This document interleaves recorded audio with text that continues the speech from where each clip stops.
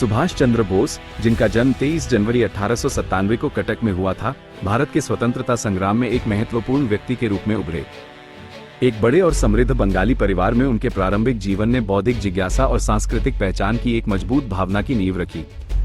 बोस के पिता जानकीनाथ बोस एक सफल वकील थे और उनकी माता प्रभावती देवी ने उनमें गहरे धार्मिक मूल्यों को स्थापित किया।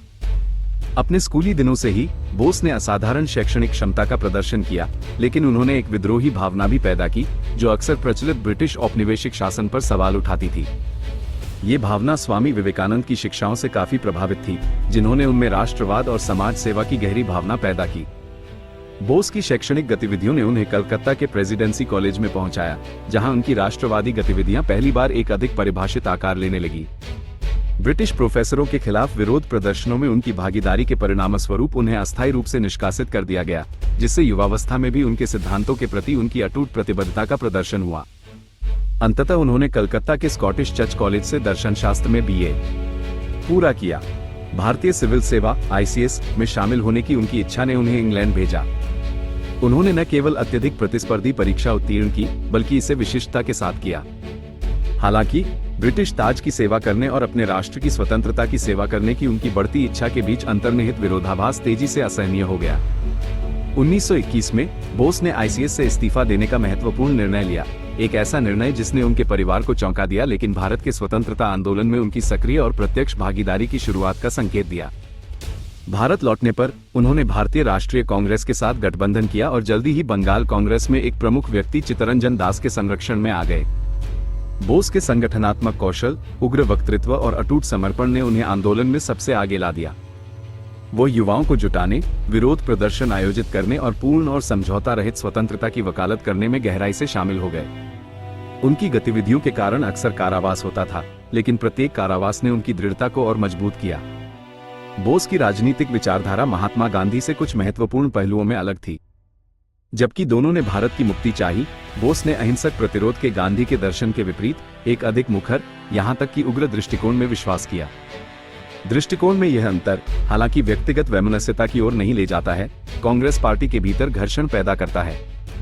बोस की लोकप्रियता और नेतृत्व के गुण निर्विवाद थे और वे 1938 और 1939 में 2 बार भारतीय राष्ट्रीय कांग्रेस के अध्यक्ष चुने गए। हालांकि कांग्रेस के भीतर वैचारिक टकराव और आंतरिक सत्ता संघर्ष, विशेष रूप से गांधी और उनके समर्थकों के साथ, अंततः बोस को अध्यक्ष पद से इस्तीफा देने के लिए प्रेरित किया। 1939 में बोस ने फॉरवर्ड ब्लॉक का गठन किया, जो स्वतंत्रता आंदोलन के भीतर अधिक कट्टरपंथी और उग्रवादी तत्वों को मजबूत करने के उद्देश्य से एक राजनीतिक दल था। इस दल ने ब्रिटिश शासन के खिलाफ अधिक प्रत्यक्ष और जोरदार संघर्ष के लिए जन समर्थन जुटाने की मांग की। जैसे जैसे द्वितीय विश्व युद्ध करीब आया, बोस का ये दृढ़ विश्वास और मजबूत हो गया कि भारत वैश्विक संघर्ष का लाभ उठा सकता है। ब्रिटिश अधिकारियों द्वारा नजरबंद किए जाने के बाद उन्होंने 1941 में एक साहसिक पलायन किया, एक खतरनाक यात्रा शुरू की जो उन्हें अफगानिस्तान, सोवियत संघ और अंततः जर्मनी ले गई। जर्मनी में बोस ने धुरी शक्तियों से समर्थन मांगा, यह मानते हुए कि ब्रिटेन के प्रति उनकी शत्रुता का उपयोग भारत को मुक्त करने के लिए किया जा सकता है। उन्होंने फ्री इंडिया सेंटर की स्थापना की और भारतीय युद्ध बंदियों से मिलकर बने इंडियन लीजन का गठन किया। उन्होंने भारतीय आबादी के बीच समर्थन जुटाने के लिए जर्मनी से रेडियो प्रसारण का भी इस्तेमाल किया। हालांकि जर्मनी से संचालन की सीमाओं और युद्ध के बदलते गतिशीलता ने उन्हें दक्षिण पूर्व एशिया में अधिक सक्रिय भूमिका निभाने के लिए प्रेरित किया।